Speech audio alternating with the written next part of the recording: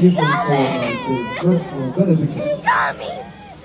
حفلة الشامي في بغداد في هذه الأيام اللي هي صار لها في الترويج وحضور العوائل وحضور القاصرات، هذه الأطفال والمراهقات، والبكاء في هذه الحفلة. وما يعني حرنا صراحة، يعني وش نعبر وش نسولف، لأن تشوف العوائل مع الأسف تصطحب أبنائهم ويجيبونها لهذه الحفلات الماجنة، هذه الحفلات اللي هي لا أخلاقية. هسه احنا ما نريد نقول يابا في أيام عزائية لآل البيت، والبعض يصفنا بالظلاميين مثل ما صارت حفلة هذا محمد عبد الجبار في الناصرية. احنا هم يعني ابتلينا، تحكي تريد تصحح قيم المجتمع يقولوا لك انت ظلامي، تسكت يقولوا لك ليش سكتت. وابتلينا والله بهذا المجتمع مع الأسف، يعني مجتمع يعني جاي نشوفه ينحدر أخلاقيا وين يوصل. إخواني، يفترض أن يكون وقفة للحكومة العراقية من الردع لهذه الحفلات اللي هي واقعا مسيئة لا أخلاقية.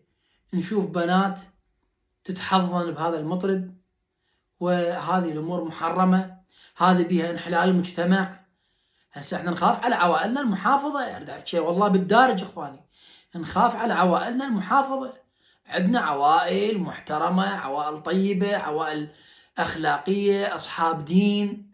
من تشوف هذه الظواهر هذه تأثر، هذه تراكمات، يعني تراكمات نفسية على الإنسان، تكون تأذيه واقعا. يشوف حالات، احنا صار والله يوما هذا هو الترند مالتهم، يشهد الله يعني أوجع قلوبنا. احنا الآن مالومين من هذه الظاهرة، ظاهرة مو صحيحة اخواني، يجب ردع هذه الظاهرة والحد منها. العراق ما يحتفل بهذه الأمور. العراق بلد الحضارات.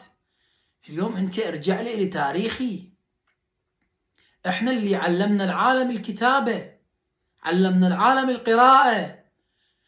احتفل لي في هذه الأعياد الوطنية اللي هي أعياد تبين ثقل العراق فكريا، احتفل لي بها احتفال مو ماجن، احتفال يظهر علوم العراق، يظهر طاقات العراق، يظهر ثقافات العراق. مو تجيب لي حفلة مال رقص وغناء وكذا، ما ادري منو جايبين لي طفل لابس السترة مالته على